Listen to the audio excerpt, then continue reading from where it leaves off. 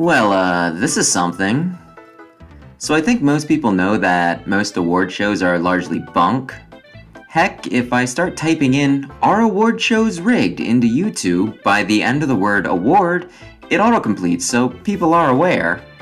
While I don't keep up with award shows, even I knew about this due to an episode of Adam Ruins Everything that talked about it.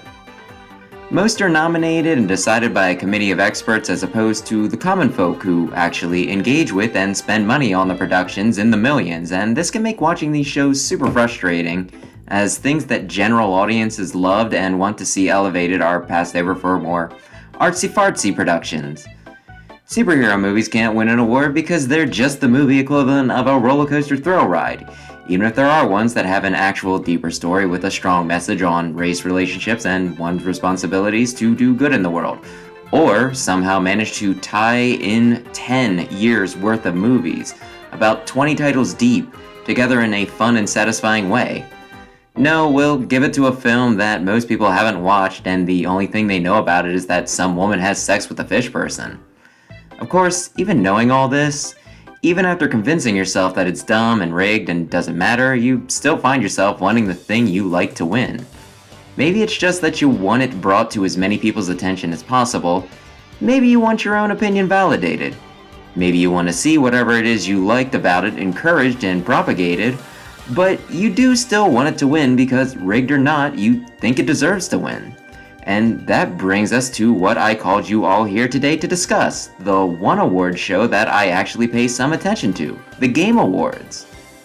I've been watching the Game Awards for, I want to say, the past 3 years, and if I'm being honest, I do it more for the Smash reveals that tend to pop up more than the awards themselves.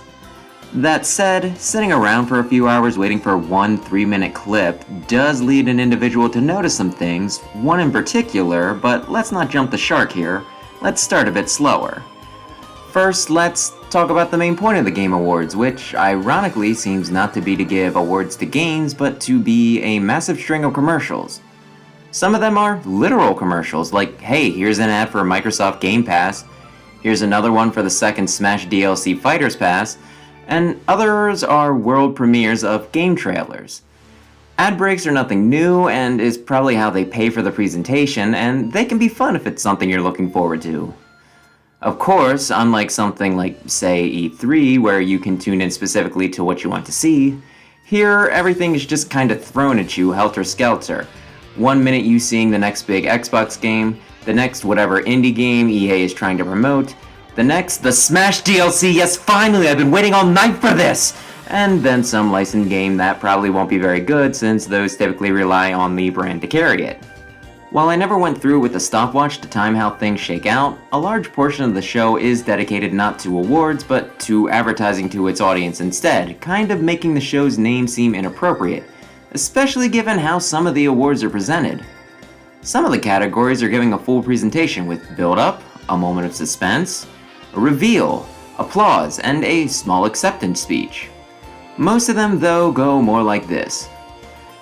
Best RPG/strategy game, the nominees are Final Fantasy Roman numeral, some really weeby looking game, that Persona knockoff I haven't played, Fire Emblem, and that one game that doesn't really fit because we don't understand the category, and the winner is Fire Ambulance. Next, we have Best Family Game. The nominees are Nintendo Game A, Nintendo Game B, Nintendo Game C, Bug Snacks, and Nintendo Game D, and the winner is Nintendo Game B. Next, we have Best Fighting Game, and we have Street Fighter Something, Guilty Gear, that one anime fighting game, that one fighting game that nobody liked, but without it we wouldn't have enough nominees, and Placeholder, and the winner is Guilty Gear. Next, for Best Jiggle Physics we have, and so on and so forth. Sure, a win in any of these categories will look nice for advertising or as a little sticker on the game's box for subsequent prints, but when you go through each of them like a police officer reading a suspect's Miranda rights, it feels very underwhelming, and like whatever wins, it really doesn't matter. You really don't care. This is just here to fill out the programming and make the ballot look meatier. Are you sure you wouldn't rather just retitle it the Game Award and have the entire night just be one big build-up to Game of the Year? I mean, that's all most people care about, and you give the impression that that's true for you as well. Then there's the guest and musical performances, which I mostly remember 2019 and 2020, so I'm going to mostly talk on them. 2019's list was of the sort that would make one wonder who it was for. Like, a lot of celebrities that seemed very fish out of water and pretended to be enthusiastic about games, but gave the impression that they were only there because they were being paid to. The standout example of this was when Michelle Rodriguez and Vin Diesel came out after a trailer for a Fast and Furious game that looked like crap and started very awkwardly talking about what big gamers they were, and about how amazing video games were and their new trailer looked, and then they introduced the Game of the Year category. It seemed very inappropriate. The musical guests also seemed very odd. It was mostly stuff that people watching would probably like, but not really something that tied into gaming. Chief among them was Green Day, playing the intermission with a lot of their best-known hits. My guess is that it was to appeal to a sense of nostalgia, to remind you of a time when you were younger and things were better, you and your friends blasting these songs as you came back from the grocery store from picking up snacks, and then settled in with the Xbox and DS's for an all-night gaming session that you, with your more dynamic metabolism and sleep schedule, would let you get away with, and things were just overall better, and you weren't at all depressed, and oh god, I am depressed now, aren't I? Why did you bring it up? When did I become like this? How can I escape? You know what? I'm just gonna sit and listen to Green Day and forget about it. 2020 is right around the corner. Maybe next year will be better. Maybe it'll finally be the year where everything comes together for me. Yeah, thanks Green Day. I will get my shit together next year. Thanks for being there for me. I mean, cute inclusion, but it doesn't scream video games. And the next year was better, at least as far as guests go for the Game Awards, with folks like Keanu Reeves, Certified Cool Guy, Jacksepticeye, Real Gamer, and Laura Bailey, video game voice actor, all making appearances, and the musical numbers being a live, punchier version of Persona 5's Final Surprise, an orchestral Mario melody for the 30th anniversary, and an older song that was played in The Last of Us 2 that left players feeling melancholy as they recalled an earlier time when they believed that the game would be good. Overall, a very on-point roster, but given that even a broken clock is right twice a day, who can say what to expect this year? So then, this brings us to the elephant in the room. Who even decides which games show up for the awards, and who decides who wins? I'm glad you asked, because I have checked both Wikipedia and the official Game Awards site to get the gist of how it goes. The nominees are chosen by what is described as, and I quote, an international jury of over 100 global media and influencer outlets, end quote, which I take to mean game journalists. Further reading also asserts that the games that can be nominated are chosen by publishers. Both of these steps kinda make sense. Some years have games come out at a breakneck pace, so curating the list helps avoid everyone from voting for something different and not giving a general consensus. Plus, people scare me, and I feel like if it was led up to the general gaming populace, I'd worry that some meme game or some super offensive title would make it in as a troll. After the list is finalized, it's put out to the public, who can then vote on the categories, which would make you think that the players have the final say in who wins overall. Nope, it's voted on by a jury whose choices carry 90% of the final weight, whereas the player choice counts for only the remaining 10% of the final vote. Which kind of presents some issues. I mean, it's definitely better than no say like most awards show, but it does feel pretty unbalanced, and given that the main page has a hyperlink to go vote without a disclaimer that the vote is, as they say, blended, it gives the false impression that the winner will be up to the public much more than it really is. So when the game that wins is one that no one outside of the game industry actually liked, it leads to a lot of people crying foul.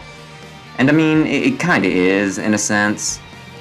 Sure, if you dig deep enough, you do learn that the winners are decided this way, and the site does give good reasons for why they do it this way, such as single console games being at a disadvantage to multi-console releases that reach a much bigger audience, and the thing I said about getting more meme winners. But given that video games are made to entertain the masses, not get a good review score in the latest Game Informer, this makes it feel more like a big self-congratulatory, mutual back-patting party than an actual professional view of what was the best game over the past year.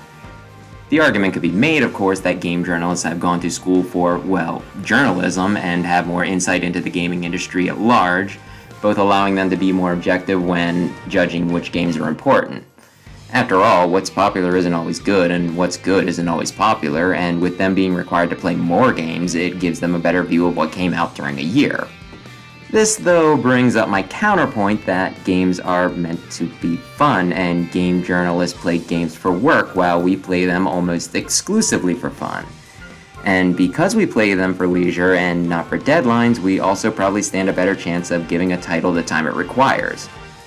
Also, try and pretend a review is as objective all you like. The fact remains that there is not a human alive without some kind of bias, be it towards, in this case, a certain genre, a more serious adult-oriented tone that one might think will make the argument for video games as an art form, entries that take a more reasonable amount of time to complete as opposed to a 90-hour marathon, or, given the interconnected nature of most industries, one made by someone you consider a friend and want to see succeed. While some of these will be present with the public as well, of course, at the same time, it will contain people from all walks of life, not just a certain profession, with a much larger sample size, which often leads to more realistic results, and not many of them will personally know the guy who directed one of the nominees and thinks it's really sweet how they send them a Christmas card every year. This is just speculation, of course, but it would help explain some of the more questionable things that the Game Awards have done. So, let's look back on the 3 Game of the Year winners from the runs I paid attention to. 2018 was God of War. Have not played it, plan on playing it, but from what I'm told, it is excellent. I have not heard anyone rag on it, it looks like they put a lot of work into the story and gameplay, and it just seems like it'd be a joy to experience, so while not my Game of the Year, I can accept that. Next, 2019, which was Sekiro. Same as before, haven't played it yet, but I have a copy, so when I get the time. It seems like people generally liked it, though with its difficulty, grittier aesthetic, and it being a new property, at least kind of. I didn't think it would have quite the clout to take it, but hey, I think the argument for it could certainly be made, so this is also not too crazy of a choice. Honestly, I was worried that Death Stranding would take it, with half of the people who played it liking it, the other half not, with some people actually making a pretentious argument that a game doesn't need to be fun for it to be good. Remember what the Reggie said, if it's not fun, what's the point? While I think this is certainly a conversation we could have at some point, with me myself sometimes playing games not for fun, but because I obviously hate myself, I really don't think a game like that should win. Which brings us to 2020, which was half the reason I made this video, when The Last of Us 2 won. In case you're unaware, The Last of Us Part 2 was a hotly anticipated sequel that critics mostly loved, giving it a 93% on Metacritic, and it being much more mixed with general audiences, the user score conversely being a 5.7. Why the heck does Metacritic use mixed metrics for their scores anyway? Going from percent to out of 10 is so weird, just say 93% and 57%, or 9.3 and 5.7 for frick's sake. There is no way that this game got the people's vote, just highlighting how little regular people's opinions mattered. What should have won, that's a good question. Ghost of Tsushima was generally beloved, Animal Crossing kept us all from offing ourselves during quarantine, Final Fantasy is always a hit, and Hades was the little indie that could, but instead it seems like they went for the most controversial pick. Then there's this year where the nominees are Ratchet & Clank, which games are generally liked, Resident Evil Village, which I've seen and heard good things about, Metroid Dread, which should win, It Takes Two, which was super creative and generated a lot of buzz, Psychonauts 2, which I know people have been waiting years for, and Deathloop? Wasn't that the game that everybody thought had an interesting concept that didn't quite stick the landing due to things like glitches and dumb AI making it kinda lackluster? Was it really good enough to get a nomination? Heck, the headline for the category announcement even has Deathloop as the first word of the title. Here we go. Looking at Metacritic again, it's another example of the critics raving over a title while the common folk are much more mixed on it. Our experts giving it an 87 and 88 depending on the format, with players rating it a 6.3 and 4.8? Wow, that's a range. It's honestly crazy to me how much it feels like the Game Awards is tipping their hand. If I had a controversial take but I wanted to pretend that I was being objective, I wouldn't nominate it. I mean, I like Mighty Number 9, but I'm not stupid enough to put it down on a ballot if I know I'm the only one who's going to vote for it, and if it somehow won, I don't think I could take the abuse I'd get for that. I mean, the only way you could show more contempt for your audience would be to give a Player's Voice Award, where people could vote on any game throughout the year for what they truly, unfiltered, thought was the best that year had to offer, and then make the winner another 30-second announcement rather than an actual weighty presentation. Even worse, if the winner wasn't even nominated for Game of the Year but only received a token nomination in a side category that you don't really care about and only put in there to pad things out. Oh wait. So, what am I trying to say here? I guess that I don't much care for the Game Awards. The presentation kinda sucks, what with the constant ads, many of the awards being rushed through like they forgot that they were even categories, and some years having pretty inappropriate guests, them either trying to appeal to a more mainstream media audience or just being commercials themselves. Then there's the big problem of games being nominated or even winning that are generally disliked, kind of ignoring the opinions of the average players, who also kinda decide the market with their buying power.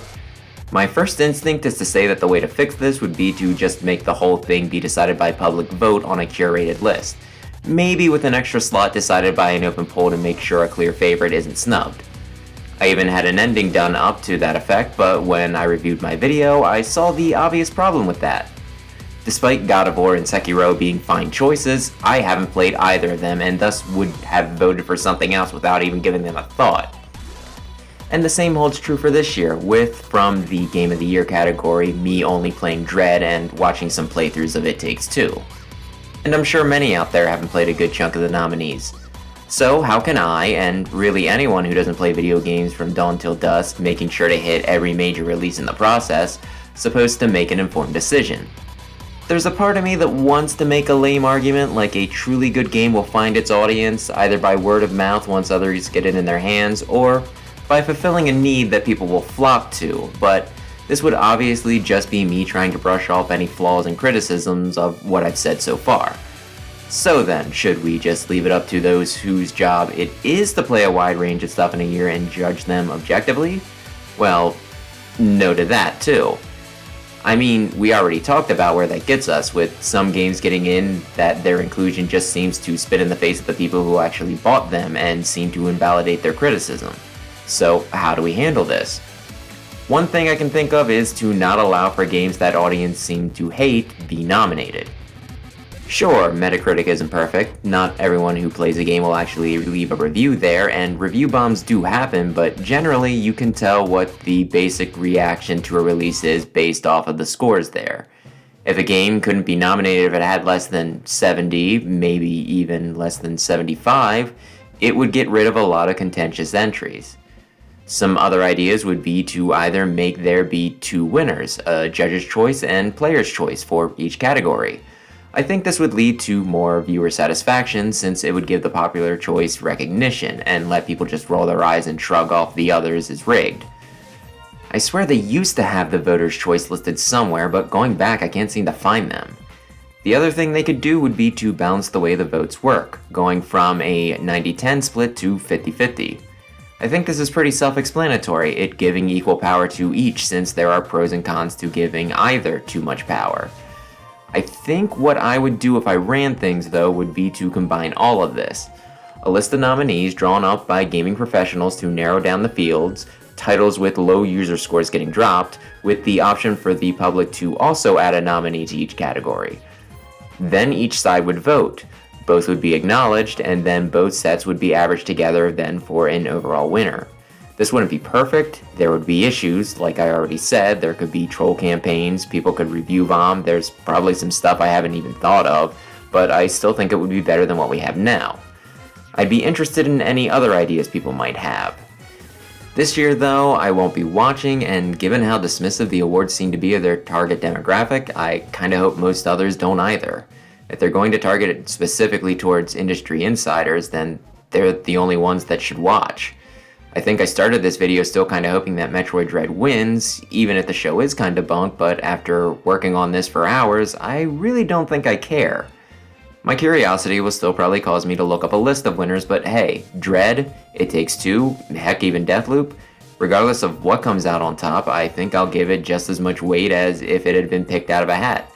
So, thanks for watching, maybe subscribe if you enjoy this sort of thing, and perhaps I'll see you in the next video.